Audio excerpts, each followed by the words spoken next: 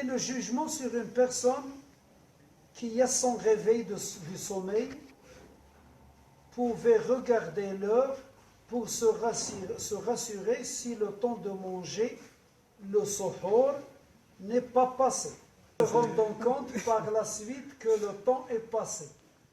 Mais je vais parler un peu du suhoor. تأخير السحور من شيم رسول الله صلى الله عليه وسلم. Ça veut dire rester jusqu'au dernier moment avant l'appel du muezzin pour boire par exemple, ou bien manger 20 minutes avant. C'est ce que faisait le prophète Sidna Muhammad alayhi salatu wassalam. Mais il faut être en règle avec l'heure. Actuellement, on sait bien que le Fajr se est à 3h15 par exemple. Je dois me réveiller à 3h moins quart, me préparer à manger, et je dois manger un quart d'heure avant l'appel du muezzin à la prière al-Fajr. Si je sens la soif, je peux boire sans aucun problème. Je peux boire sans aucun problème. Mais s'il se trouve que je mets la carafe à la bouche, que je prends une gorgée et que le muezzin appelle, je ne dois pas ajouter la deuxième gorgée. Je dois m'arrêter. Mais si j'ai une bouchée de pain à la bouche et que le muezzin appelle que j'étais en retard, je ne suis pas censé l'avaler. J'ai une bouchée que j'ai mâchée. Il dit Allahu Akbar. C'est fini. Et je dois me laver la bouche correctement pour qu'il ne reste pas de miettes dans la bouche.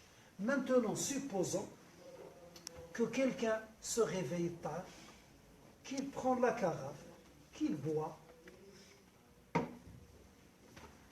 il prend son portable, il jette un coup d'œil, oh mon Dieu, il est 3h30. Ça veut dire que je n'ai pas bu avant l'appel du muezzin. Le muezzin a appelé déjà il y a un quart d'heure.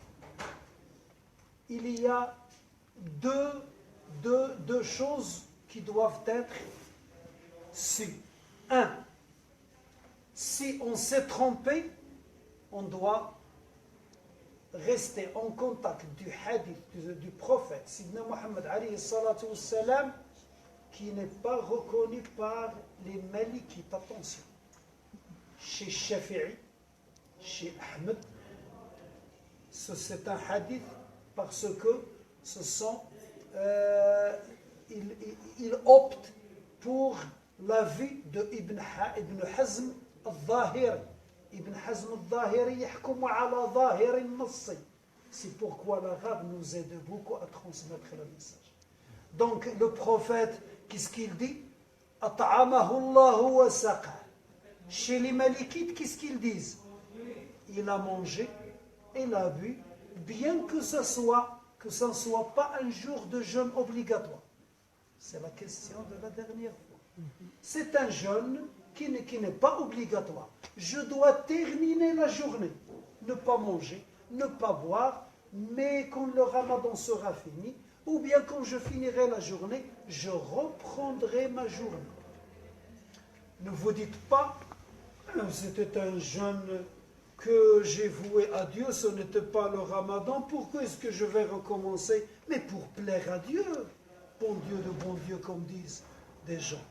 Pour plaire à Dieu, on est censé recommencer le jeûne. Donc, si vous êtes du Madhab Ahmed ou bien Shafi'i, Dieu vous a nourri et Dieu vous a fait boire, ce n'est pas un problème. Si vous êtes des malikites, vous reprendrez wal ahwato. La meilleure des choses, c'est être sûr de ce que nous faisons comme ibadat. Quand on a un doute, imaginez que vous avez un doute concernant la fonction que vous avez en maths, ou bien en physique, ou bien en dissertation française, ou bien en chimie, ou bien en philosophie. Vous avez un doute sur ce que vous avez réalisé dans les réponses. Vous allez être tranquille? Non, vous allez avoir peur de recevoir moins 2, Moins 3, moins 4. Wa alaykoum assalam wa rahmatullah. Est-ce que vous comprenez ce que je dis? Quand je ne suis pas sûr de la chose, je suis là avec vous. Et je me dis, tiens, est-ce que j'ai fait mes ablutions? Je ne me rappelle pas. Peut-être que j'ai fait mes ablutions. Peut-être, hein? Donc je ne suis pas sûr. Qu'est-ce que je fais? Je refais mes ablutions. Je ne vais pas dire, non, non, mais moi je suis toujours en état d'ablution. Donc je suis censé l'être maintenant. Et si je ne le suis pas?